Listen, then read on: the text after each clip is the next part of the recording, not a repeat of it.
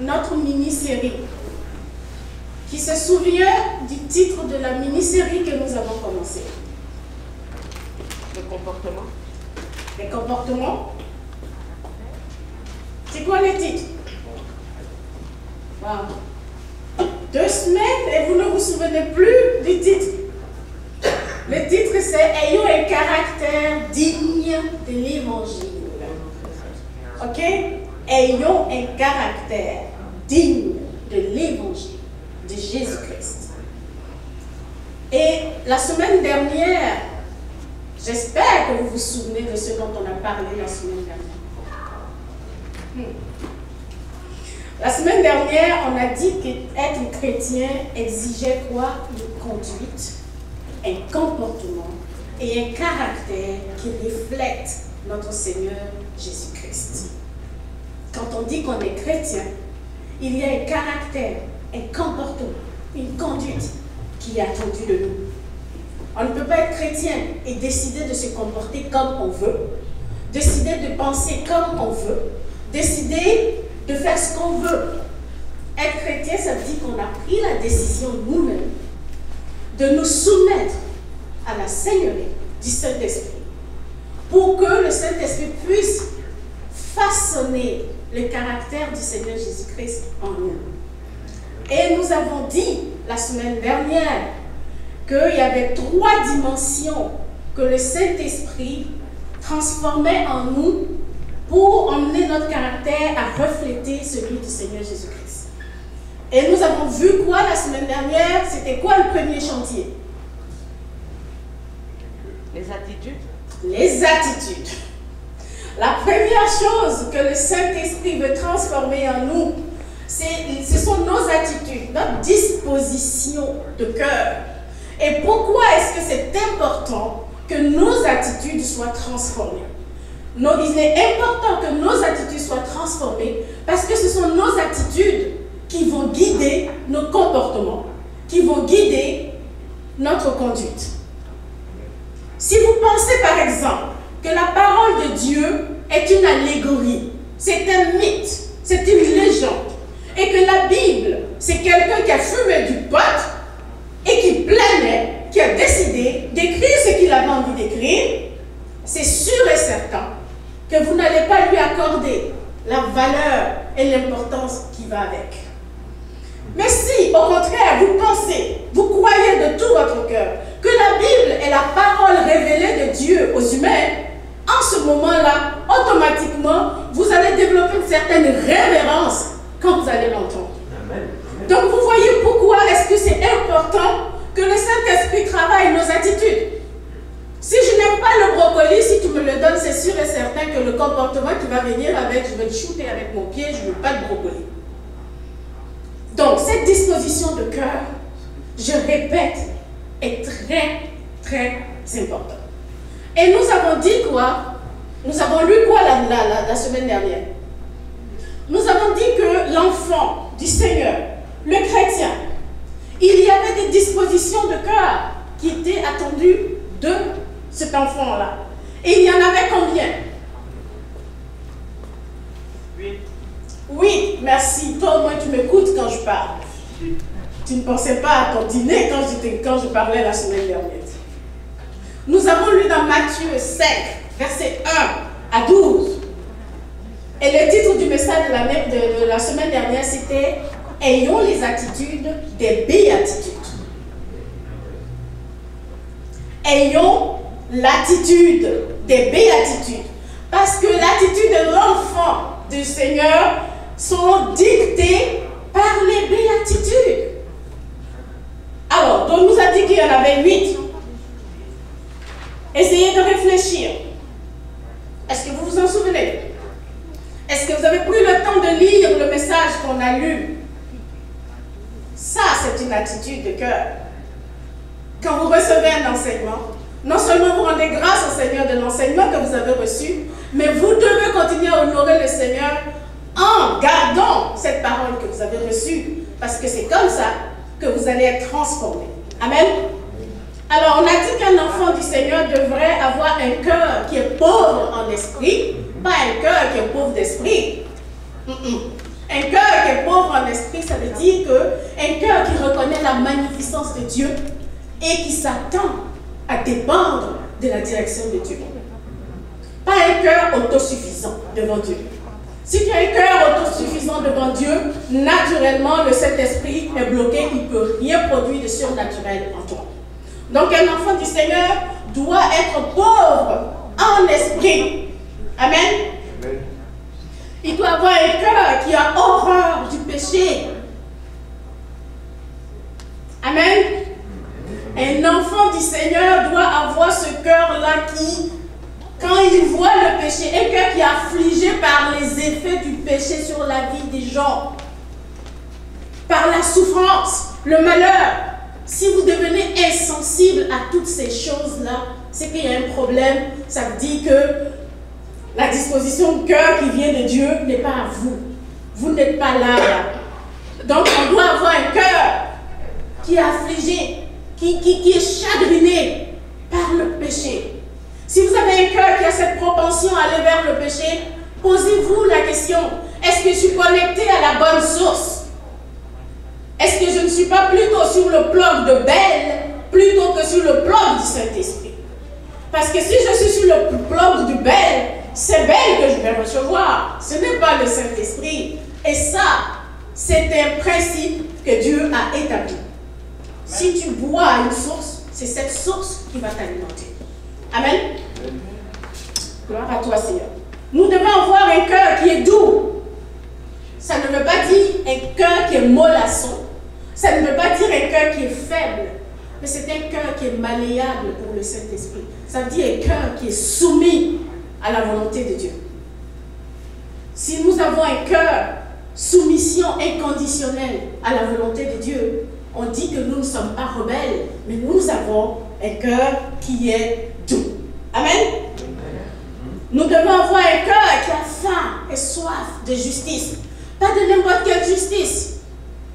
Pas ma justice. Pas la justice que le monde nous offre, mais la justice de Dieu. Et la justice de Dieu, ce sont ses commandements, ce sont ses principes, ce sont ses statuts, ce sont ses oracles. Un cœur qui aime ça, un cœur qui a faim, qui a soif. Et je vous ai dit la semaine dernière que la plupart des Canadiens que nous sommes, on ne sait pas c'est quoi la faim. On a un petit creux de ouh là, j'ai faim. Essayez de ne pas manger pendant 3 jours, de ne pas boire pendant 3 jours, et vous allez comprendre ce que la Bible dit, avoir faim et soif. Vous allez comprendre. Cette envie-là, vous voyez de l'eau, vous êtes... Et c'est ça que Dieu dit. En tant qu'enfant de Dieu, chaque fois ton cœur doit désirer plus que tout que ma justice s'accomplisse. Amen. Amen. La répétition est pédagogique. C'est important qu'on comprenne ça parce que c'est la base. Amen. Et nous devons avoir un cœur miséricordieux. Un cœur qui pardonne. Mais pas un cœur rancunier. Qui prend tout et qui dit, il va me le payer. Tu vas voir ce que je vais te faire. Tu vas manger à ma soupe, tu comprendras. Ce n'est pas ce genre de cœur que Dieu veut pour ses enfants. Dieu veut des cœurs miséricordieux. Il dit, si tu ne pardonnes pas, je ne te pardonnerai pas. C'est un principe. Tu pardonnes et moi je te pardonne. Il ne dit pas, je te pardonne d'abord et ensuite il va pardonner. Non, toi, tu pardonnes et moi, je relâche tes péchés. On est toujours en train de chercher à ce que Dieu nous pardonne. Seigneur, pardonne-moi. Seigneur, oublie mon péché. Cache mon péché. Mais pourquoi nous ne pouvons pas cacher ceux de nos frères et de nos sœurs?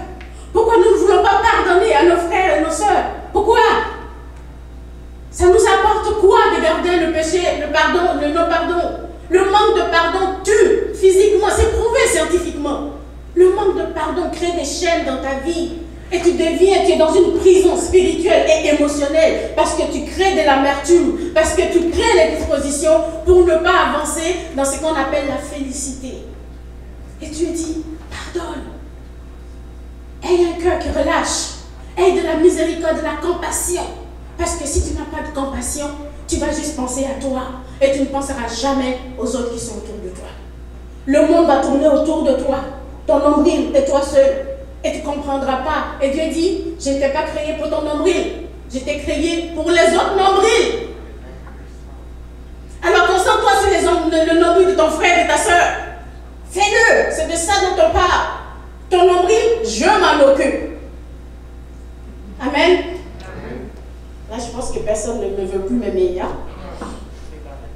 devons avoir un cœur qui est pur. On te pardonne. Merci, pasteur. Toi, moi, tu suis l'enseignement. Nous devons avoir un cœur qui est pur. Ça veut dire quoi, un cœur qui est pur? Est-ce que ça veut dire que c'est un cœur qui est tellement saint? Non. Qui est parfait? Non. Ça veut dire un cœur qui est consacré. Votre cœur doit être consacré pour Dieu.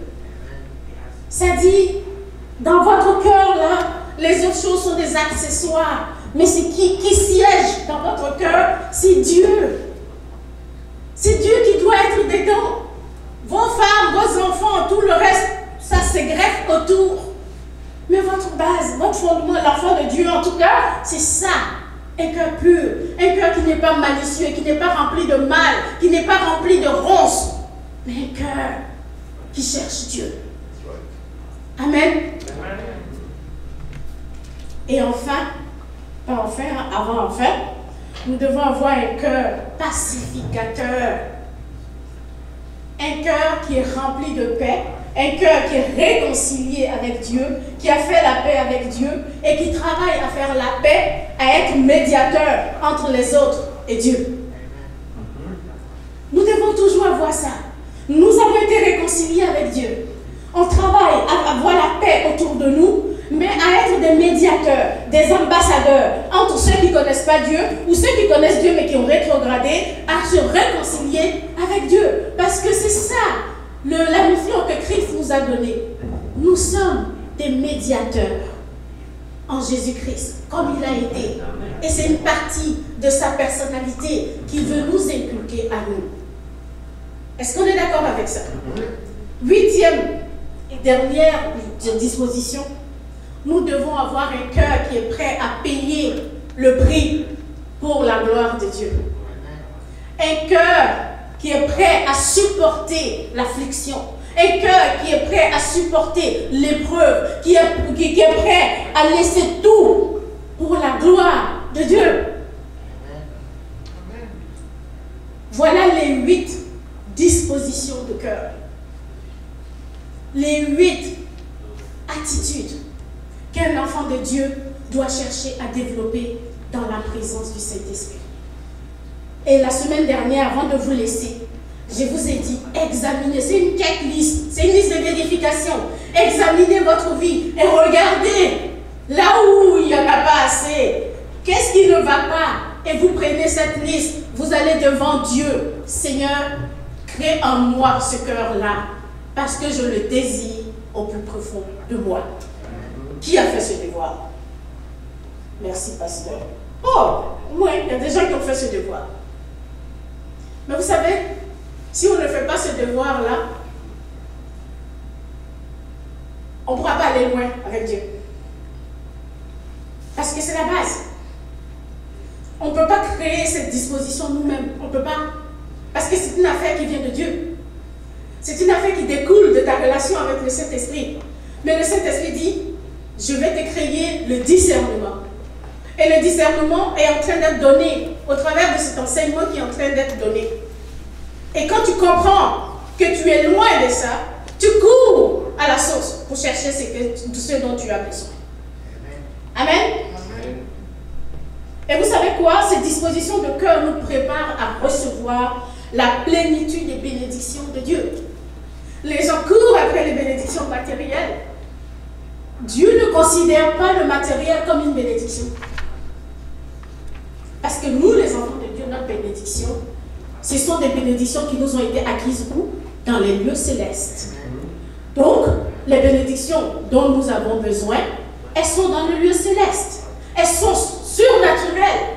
Christ est mort, pas pour qu'on ait des voitures de luxe. Il n'est pas mort, parce que les gens qui ont les voitures de luxe, il y a beaucoup qui ne connaissent pas Christ. On n'a pas besoin de Christ pour avoir la dernière. Écoutez, le gars qui est allé là, dans l'espace, vous pensez qu'il a eu besoin de Christ pour aller dans l'espace? Non. Ce n'est pas ça le plus important. Les enfants du Seigneur sont en train de se tuer pour le matériel. Le matériel va rester ici. Allez à la mort. Regardez les gens qui sont couchés. À partir du moment où vous fermez, il n'y a plus de souffle de vie. Toutes vos acquisitions, vos accomplissements terrestres reste ici. À moins que vous pensiez que la vie s'arrête ici. Dans ce cas, vous avez vraiment besoin de prière. Mais si vous pensez que la vie ne s'arrête pas ici, et qu'après ici, il y a une autre vie, alors je vous encourage fortement à investir dans cette autre vie-là. Parce qu'une fois que vous avez fermé les yeux, ça sera trop tard pour investir dans cette vie. Est-ce qu'on se comprend? Amen. Dieu dit pour avoir la bénédiction, la plénitude de ces bénédictions célestes-là, nous devons commencer par permettre à ce qu'on change notre cœur, qu'on change notre mentalité, qu'on change notre façon de penser. Si on continue de penser comme on a toujours pensé, si on continue de faire les choses comme on les a toujours faites, en science, même expérience, tu vas aboutir au même résultat. Et si tu aboutis toujours au même résultat, change tes présupposés de base. Et Dieu dit, tes présupposés de base, je te les donne. Essaye les 8 dispositions du cœur. Et tu ne verras pas s'il n'y a pas de changement dans ta vie. Si tu les essaies et qu'il n'y a pas de changement, viens devant mon trône de grâce, on va discuter toi et moi. Il a dit à Job, et il nous le dit aujourd'hui. Amen. Gloire à toi, Seigneur. Vous savez quoi? Je vous ai laissé avec, je dirais, une maxime. Je vous ai dit que notre attitude déterminera notre latitude et notre altitude dans le royaume. Nos attitudes, si nous n'épousons pas les attitudes que le Seigneur nous a données, c'est ça qui va déterminer notre portée, comment nous allons avancer dans le royaume de Dieu et comment nous allons être élevés dans le royaume de Dieu. Donc notre latitude et notre altitude dépendent de nos attitudes de cœur. C'est important. Vous voulez réussir avec Dieu? Vous voulez avoir une vie victorieuse? Vous voulez vivre pleinement ce que Dieu, le fruit de votre conversion? Commencez par accepter les attitudes que le Seigneur nous offre. Amen. Et si vous avez suivi mon introduction depuis le début, vous allez comprendre où je vais pour la deuxième partie. Donc, la deuxième partie de cet enseignement, le titre que je lui ai donné, c'est « Quel fruit portes-tu » Puisque le Seigneur change nos attitudes et ensuite il change le fruit que nous portons. La question que je vous pose ce matin, c'est « Quel fruit portes-tu » Amen.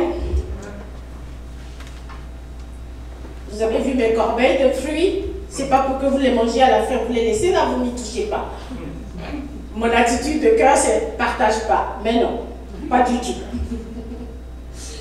Bien-aimés, le chrétien que nous sommes est appelé à porter du fruit. Et mauvaise nouvelle pour vous, ça ne suffit pas de porter du fruit.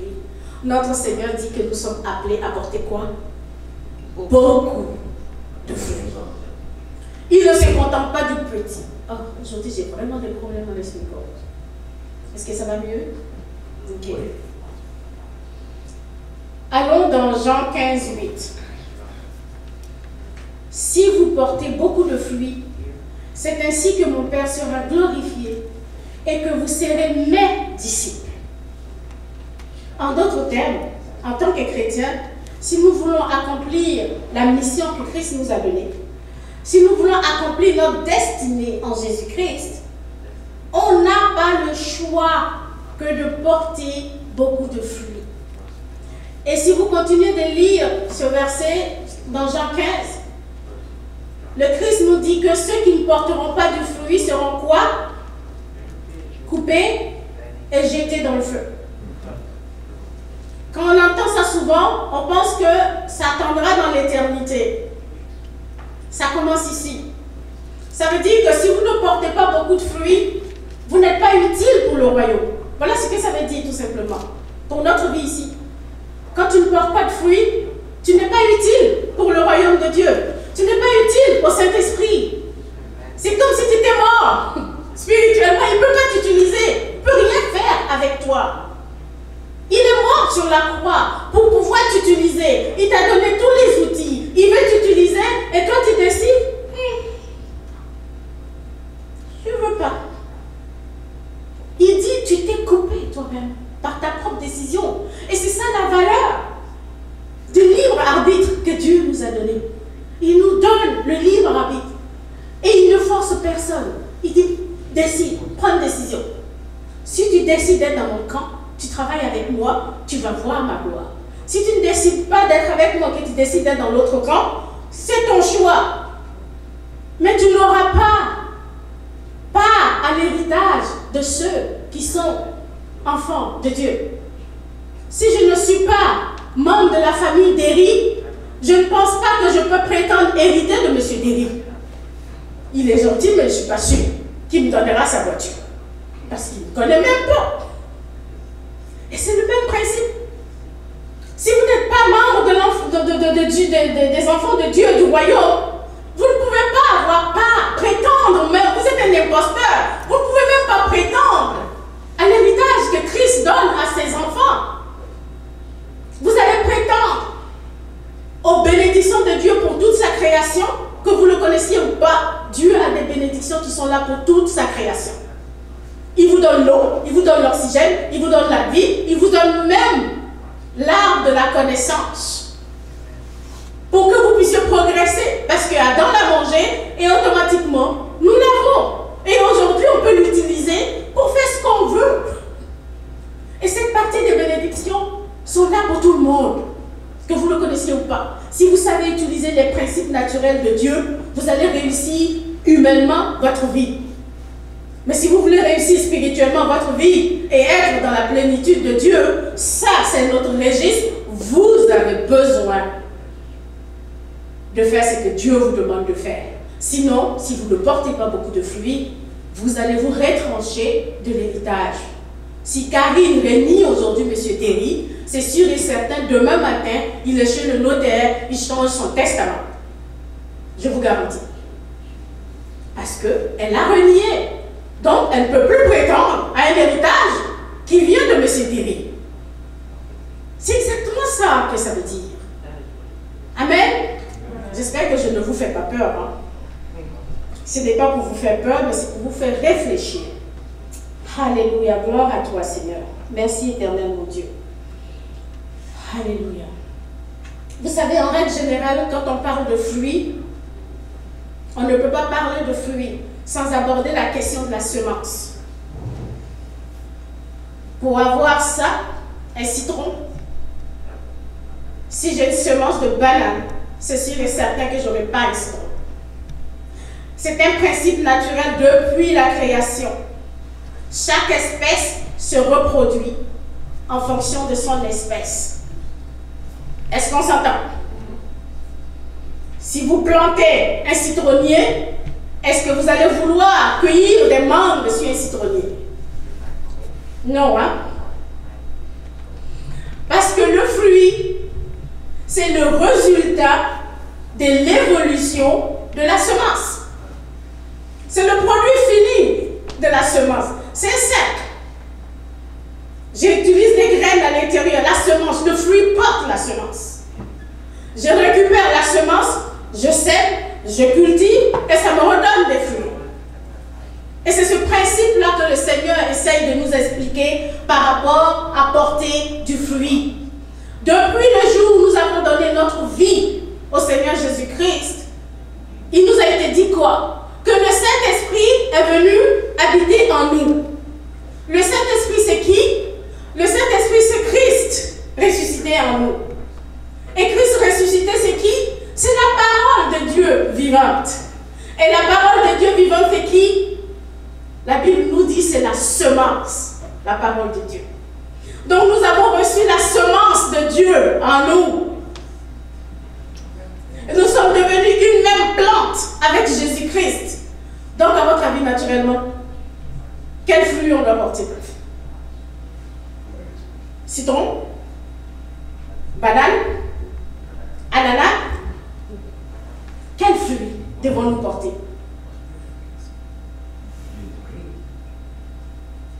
Jésus-Christ. le fruit qui vient de l'esprit. Amen. Matthieu 12, 33 nous dit que dites que l'arbre est bon et que son fruit est bon. Ou dites que l'arbre est mauvais et que son fruit est mauvais. Car on connaît l'arbre par quoi? Par le fruit. Si vous avez un arbre, si vous n'avez pas un fruit, vous ne pouvez pas savoir c'est quel arbre. C'est pas par l'arbre qu'on connaît le fruit, mais c'est par le fruit qu'on connaît l'arbre. Et si nous ne portons pas le fruit du Seigneur Jésus-Christ, comment voulez-vous que les gens connaissent Christ?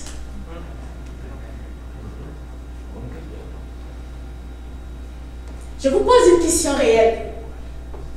Vous dites que le Saint-Esprit habite en vous. Si vous ne portez pas le fruit de l'Esprit, comment voulez-vous qu'on sache que le Saint-Esprit habite en vous? Alléluia. Matthieu 7, 16 nous dit, vous les reconnaîtrez à leurs fruits. Cueille-t-on des raisins?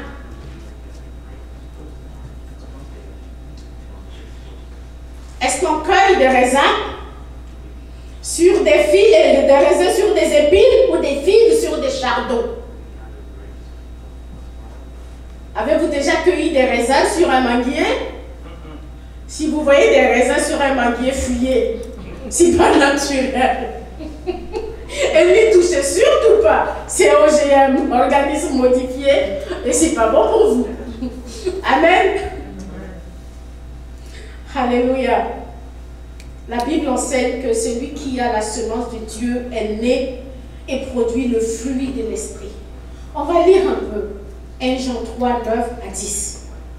Pour baquer ce que je suis en train de dire, vous saurez que je n'ai pas mangé des champignons magiques ce matin et que c'est la parole de Dieu qui le dit. C'est vrai, il y a beaucoup de champignons dans mon jardin. Quiconque est né de Dieu ne pratique pas le péché, parce que la semence de Dieu demeure en lui et il ne peut pécher. Ça ne veut pas dire ici que vous n'allez pas pécher, ça veut tout simplement dire que vous n'avez pas le droit de pécher. C'est ce que ça veut dire. Parce qu'il est né de Dieu. C'est par là que se font reconnaître les enfants de Dieu et les enfants du diable. C'est par votre fruit qu'on reconnaît si vous êtes du diable ou si vous êtes de Dieu.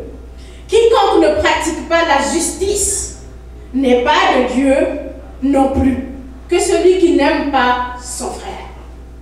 Si vous n'aimez pas vos frères, vous n'aimez pas vos sœurs. Donc le fruit de l'esprit est le caractère de Christ en nous. Et c'est un caractère qui reflète, qui manifeste Jésus-Christ.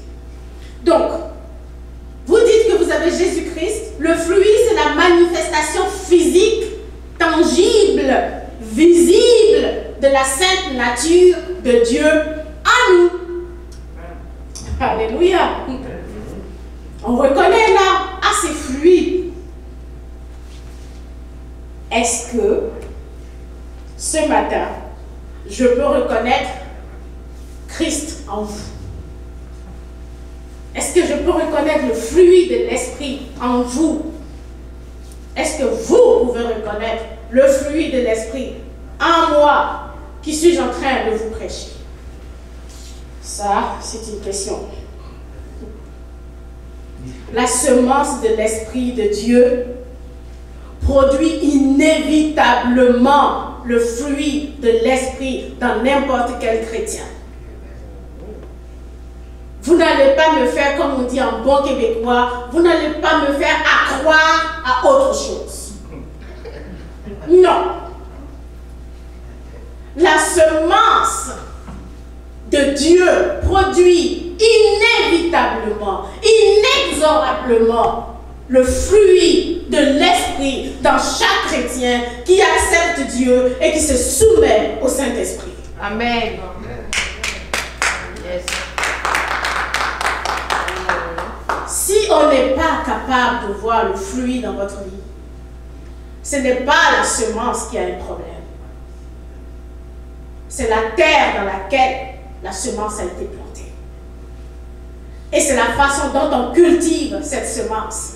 Et l'engrais avec lequel on arrose cette semence qui pose problème.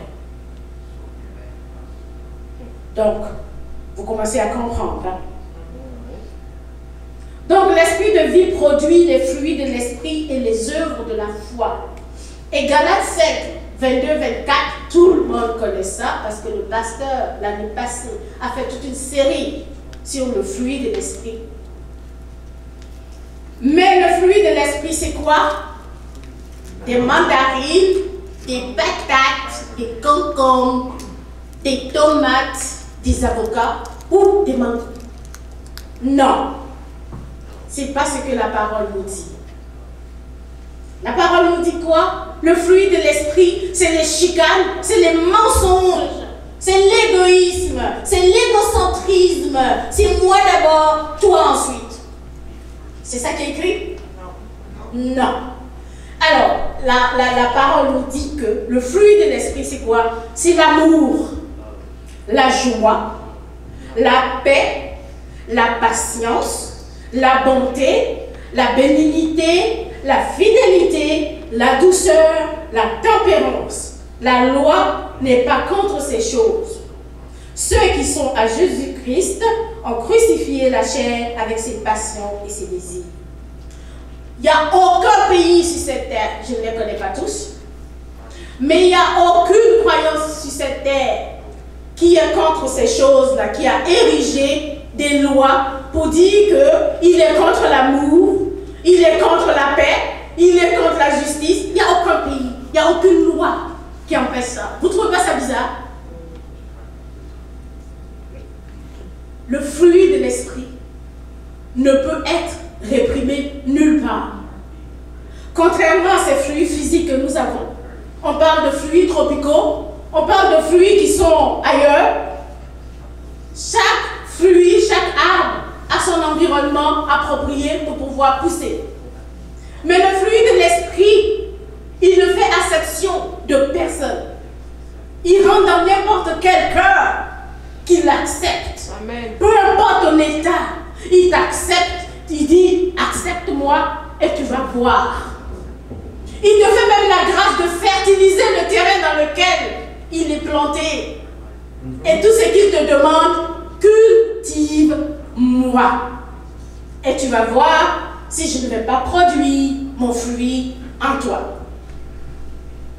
Et le fruit de l'esprit doit être exprimé dans toute vie chrétienne. Pas le choix. C'est notre destinée. Vous voulez la volonté de Dieu pour vous, ce n'est pas le mariage. Ce n'est pas d'avoir des enfants, la volonté de Dieu pour vous. Ce n'est pas de devenir le premier ministre de ce Canada. Ce n'est pas la volonté de Dieu pour vous. La volonté de Dieu pour vous, c'est que vous soyez transformés à la gloire de Dieu, le Père. Amen. Amen. Amen. Être premier ministre, c'est un à côté.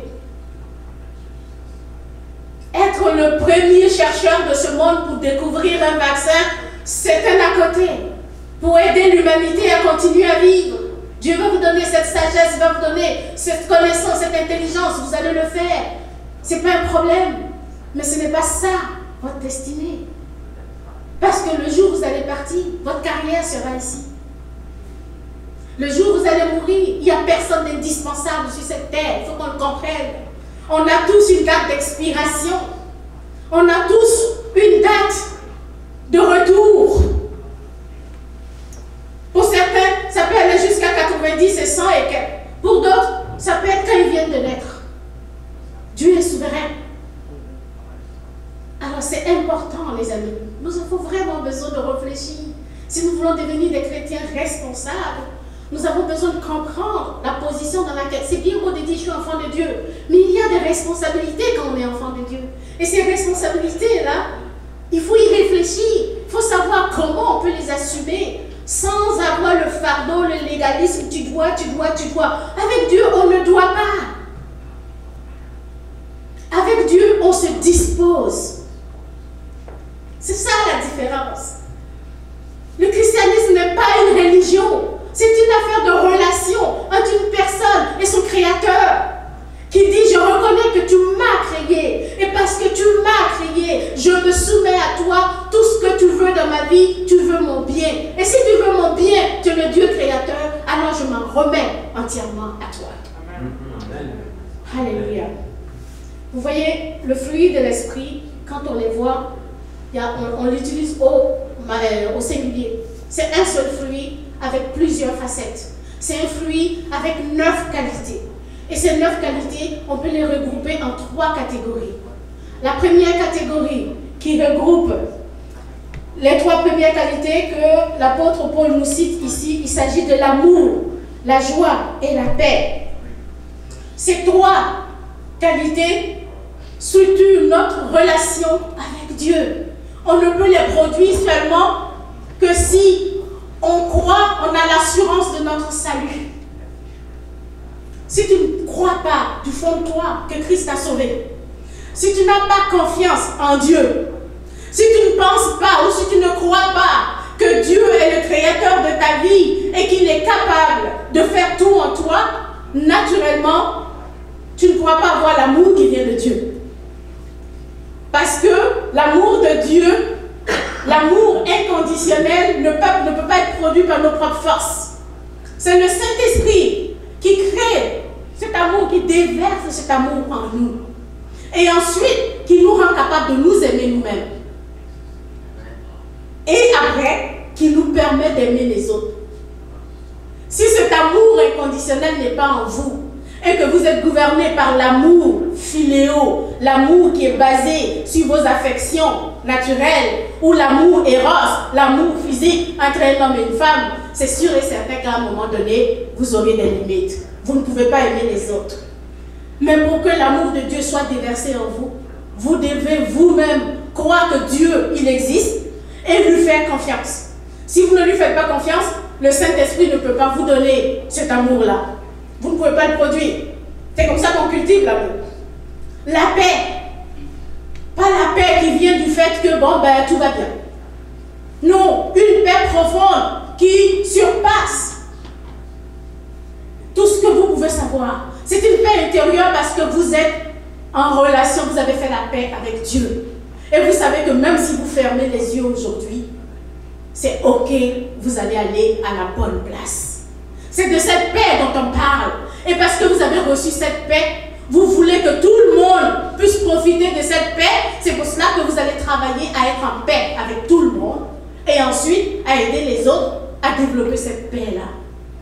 Mais ça vient de votre relation avec Dieu. Si vous ne croyez pas en Dieu, vous ne pouvez pas avoir la paix. Et c'est pour ça qu'il y a plusieurs d'entre nous, nous sommes anxieux, dépressifs, on ne comprend rien. Mais tout simplement parce que on n'a pas fait la paix avec Dieu. Et si tu ne fais pas la paix avec Dieu, tu ne peux pas faire la paix avec toi-même, ni même la paix avec les autres. Parce que toi-même, tu es en manque de paix. Alléluia.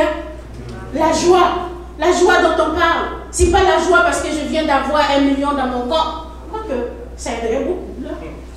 Parce que je viens d'avoir 1 million dans mon compte. C'est pas de cette joie dont on parle. La joie que tu ressens même dans l'affliction, même tout va mal. Mais tu as cette joie-là à l'intérieur de toi. Pourquoi? Parce que tu sais que tu es sauvé. Parce que tu sais que peu importe ce qui va arriver, Dieu est au contrôle.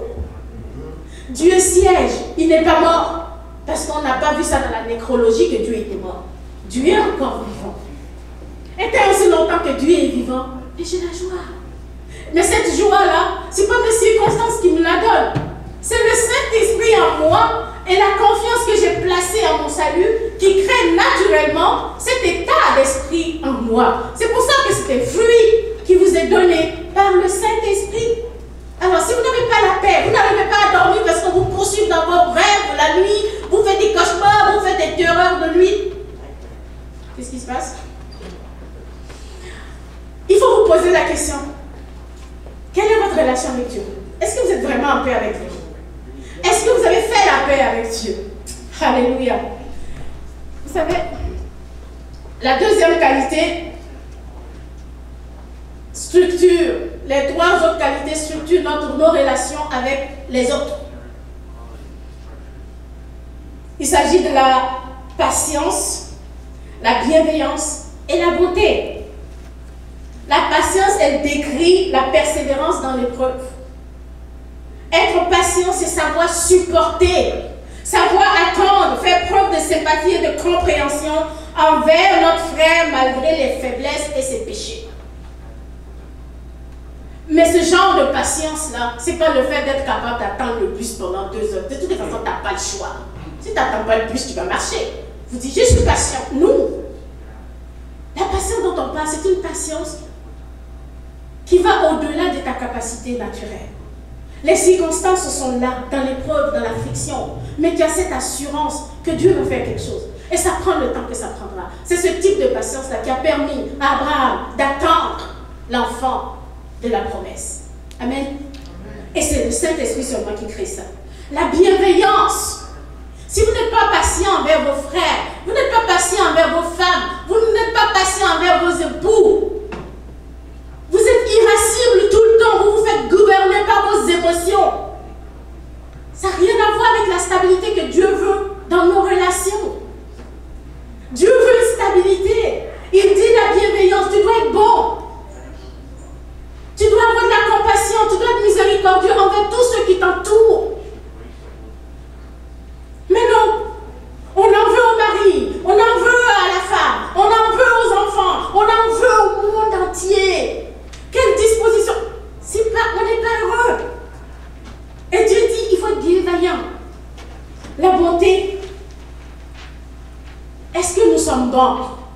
Nous sommes bons selon nos yeux, mais la bonté dont on parle ici, c'est une bonté qui te permet de t'oublier toi-même et de te mettre au service des autres. Mais cette bonté-là, on ne peut pas la produire nous-mêmes. Elle vient naturellement quand on est connecté avec le Saint-Esprit. Et c'est lui qui nous donne cette capacité surnaturelle d'être bon envers les gens qui ne sont même pas aimables, je vous assure. Il y a des gens là, vous les voyez, vous avez juste envie de les étriper. Mais soyons honnêtes. Ils ne sont pas aimables. Vous avez juste le goût de les étriper.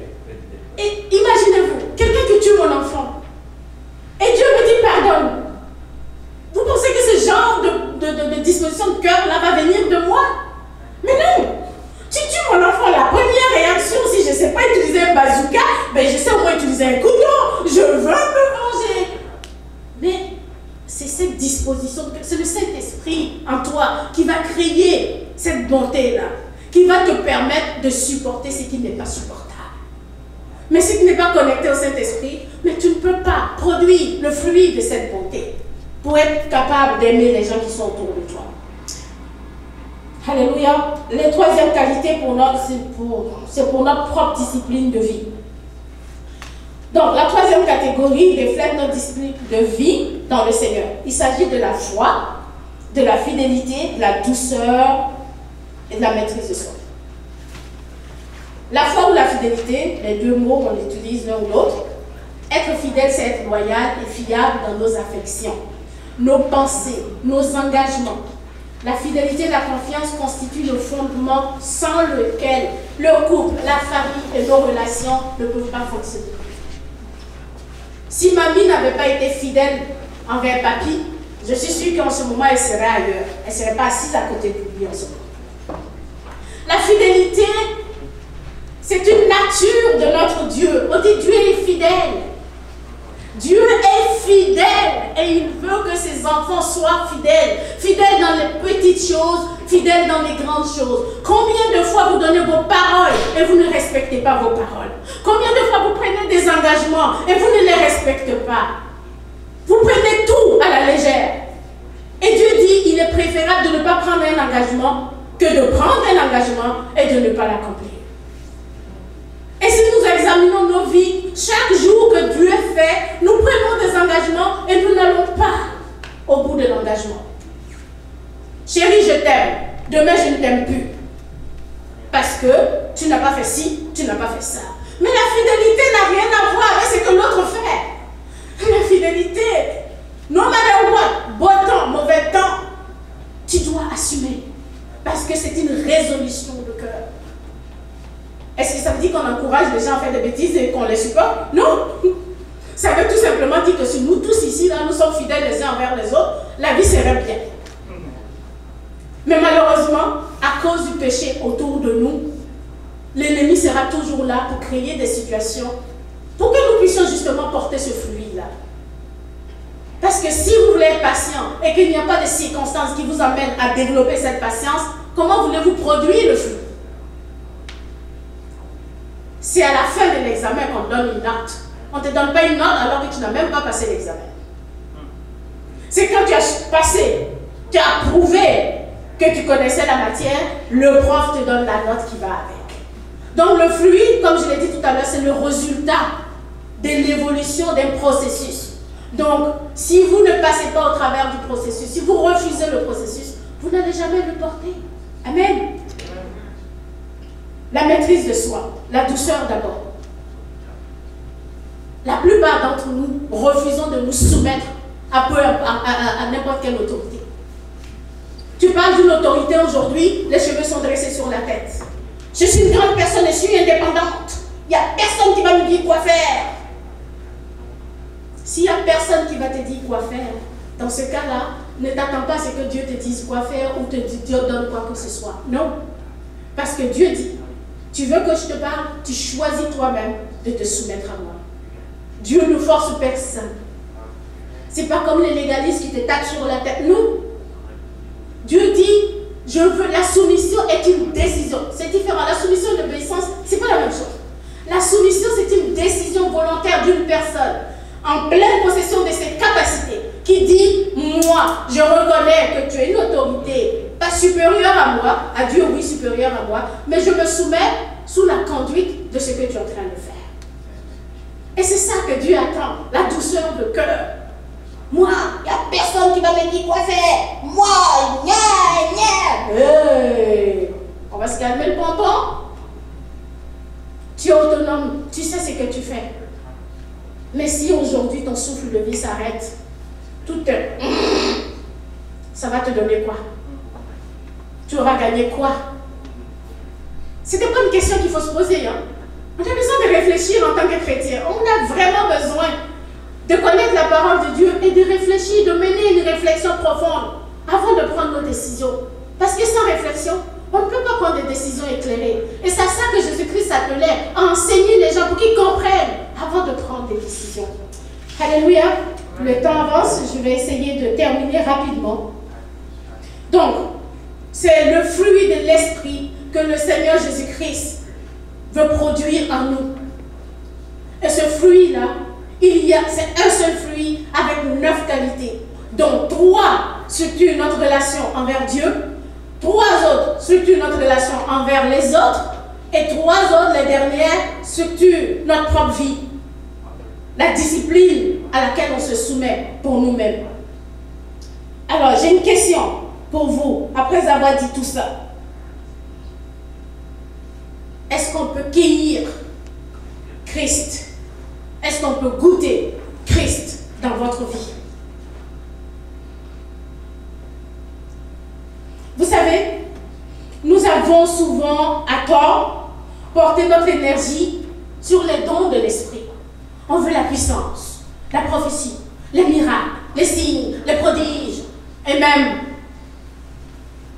les places sociales que l'Église offre à l'Église. C'est ça, quand on est chrétien, ça devient un club social, on s'en va, on a un bon temps de louange, ensuite le pasteur fait son discours, ce n'est plus un sermon, ce n'est plus une prédication, c'est un discours, parce que s'il dit c'est un sermon, tout le monde va fuir, donc il faut dire que c'est un discours. Ouais, on entend un discours de développement personnel, utiliser les clés du royaume pour améliorer ma vie. Qu'on a oublié que l'objectif de Dieu, ce n'est pas ça. L'objectif de Dieu, Dieu veut apprendre aux chrétiens à marcher dans la vérité de la parole, à marcher dans l'amour, à payer le prix pour que le royaume de Dieu soit reflété. Dieu est amour. Et tous ceux qui suivent Dieu doivent être amour. Alléluia. Vous savez, en tant que chrétien aujourd'hui, chrétien moderne, 21e siècle, on a hérité de la civilisation, de la mentalité de la civilisation dans laquelle nous vivons, l'individualité, l'égoïsme. De temps en temps, on fait du bénévolat ici et on a notre conscience qui est tranquille. On a hérité de cette mentalité-là. Elle est correcte dans le registre qui la structure. Mais à l'intérieur du royaume de Dieu, elle n'est pas correcte. C'est une mentalité qui doit changer. On n'a pas été créé pour nous-mêmes. On a été créé pour porter la gloire de Dieu. et pour être des instruments de bénédiction dans la vie, dans la vie des autres. Voilà ce pourquoi Dieu nous a créés. Et c'est très important. On est tellement habitué à ce genre de choses-là qu'il n'y a même plus de limite entre notre vie spirituelle. Certains ne le savent pas. Le samedi, le dimanche, je suis chrétien. Lundi jusqu'à vendredi, je suis autre chose. Vendredi soir, on commence à chercher nos masques chrétiens. Mais non, être chrétien, comme on l'a dit dans l'enseignement introductif, c'est ta nature. Ce n'est pas quelque chose que tu fais vendredi ou samedi. C'est ta nature, c'est qui tu es. Alléluia. Et vous savez quoi? Malgré le fait que Christ est mort sur la croix pour nous affranchir du pouvoir du péché et de la mort, malgré le fait que le Saint-Esprit habite en nous, la plupart d'entre nous sont ballottés à tout vent. On porte des fruits autres que ce que nous devons porter. Et l'apôtre Paul nous dit que nous portons les œuvres de la chair. Alléluia. Aujourd'hui, les chrétiens manquent de paix. Les chrétiens manquent de joie. Les chrétiens manquent d'amour. Ils sont là à se quereller entre eux, à se disputer entre eux, à murmurer contre les uns les autres, même dans les couples. Nous, chrétiens, je vais dire plutôt pseudo-chrétiens. Parce que si nous sommes chrétiens, si le Saint-Esprit est en nous, il n'y a aucune raison que ce genre de choses frappent l'Assemblée de Dieu. Je ne parle pas de seulement nous, je parle du corps de Christ. Quelle image, quel témoignage l'Église de Dieu a aujourd'hui au XXIe siècle. Quel témoignage avons-nous? On ne nous voit pas au premier loge de l'amour. On ne nous voit pas au premier loge de la compassion. On ne nous voit pas au premier loge du cri de cœur, de la souffrance. Plus adultère que les chrétiens aujourd'hui, tu crèves. Plus malicieux que tu vas directement en enfer sans visa. Je dramatise, c'est une tendance, je sais que tout le monde n'est pas pareil, mais c'est juste une façon de vous faire comprendre qu'en tant que chrétien, on ne devrait pas voir ce genre de choses dans notre vie. Et ce n'est pas moi qui le dis, c'est l'apôtre Paul qui le dit.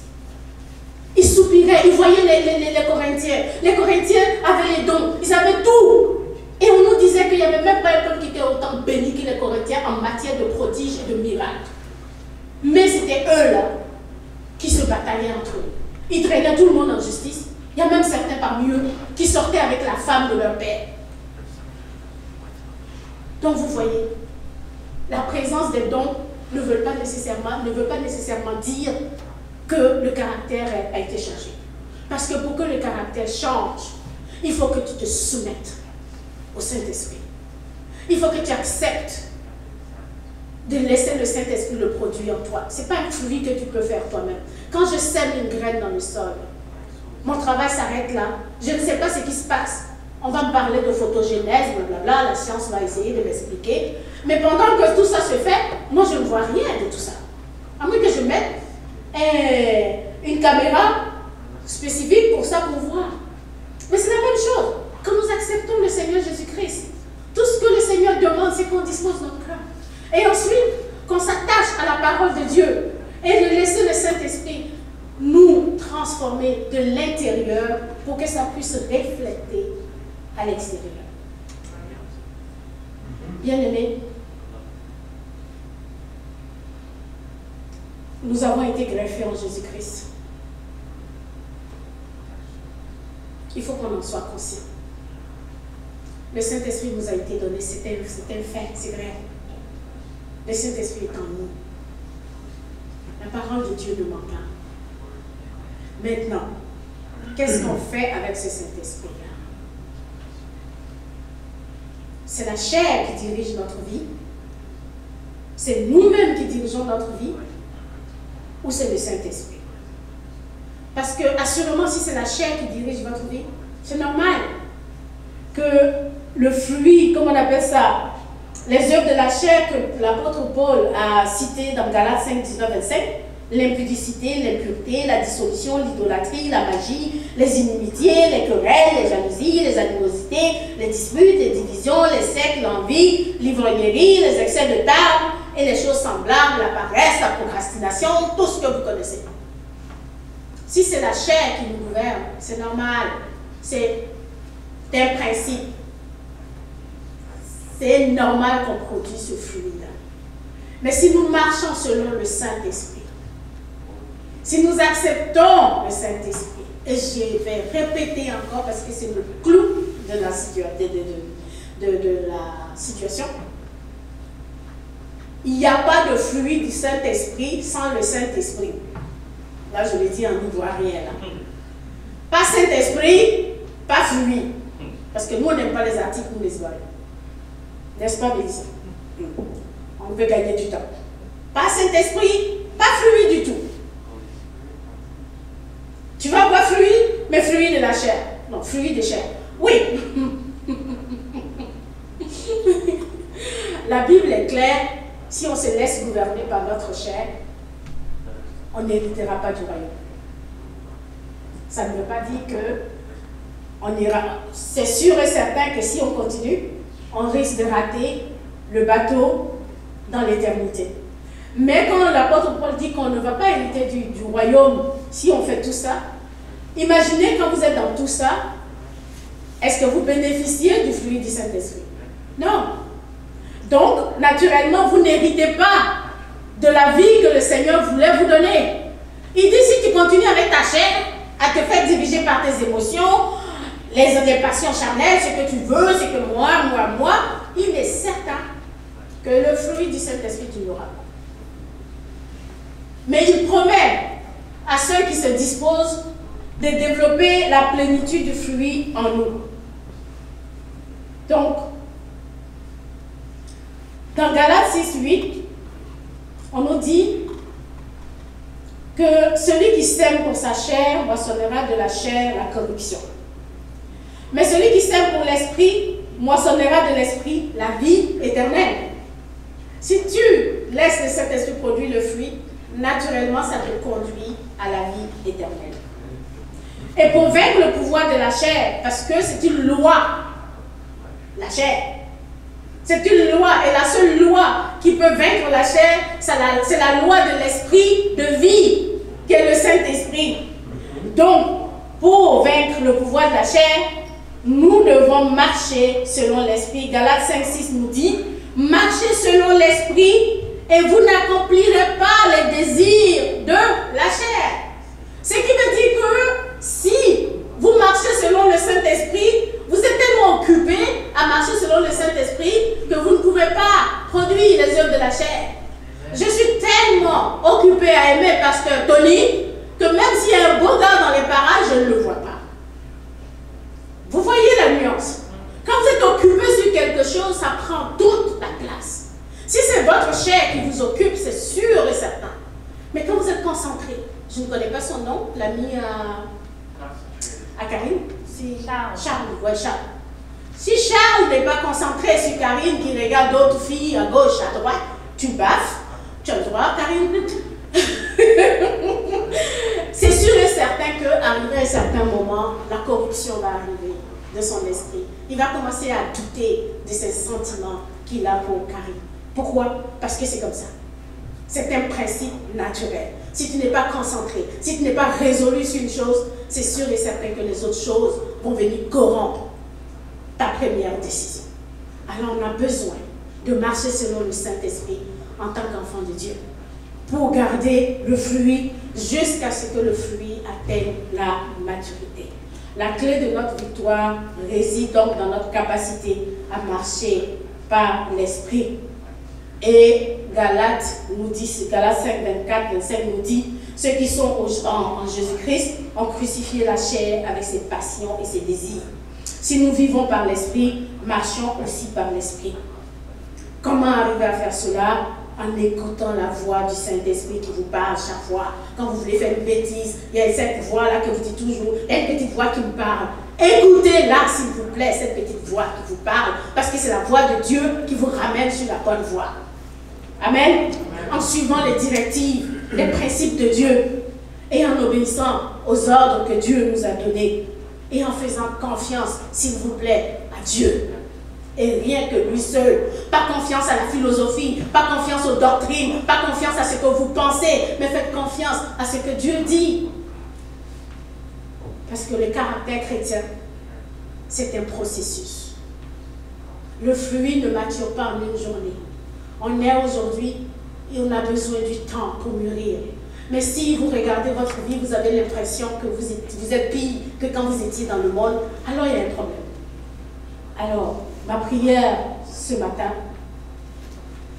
c'est que tel est un arbre, qu'on soit planté dans le Saint-Esprit, qu'on demeure sur le cep qui est Jésus-Christ, pour que nous puissions porter beaucoup de fruits. Et là où nous n'avons pas les dispositions de cœur nécessaires, là où nous voyons qu'il y a des faiblesses, pas de condamnation s'il vous plaît. On ne s'auto-condamne pas, ça ne marche pas. Non, on va vers le Père et on dit Seigneur, merci de me révéler là où je suis. Aujourd'hui, j'aimerais Seigneur, je désespère que tu crées en moi un cœur nouveau, un cœur pur et donne-moi la capacité, Saint-Esprit, de me planter en toi pour que je puisse porter le fruit que tu attends de moi. Alors que le Seigneur vous bénisse abondamment. Je vous souhaite une bonne fin de semaine et que la grâce et la faveur de Dieu demeurent sur vous. Et je prie pour que cette semaine, vous partiez devant, sous la croix de Dieu, pour demander à ce que le Seigneur façonne votre caractère. Soyez bénis au nom de Jésus-Christ. J'ai ainsi prié. Amen.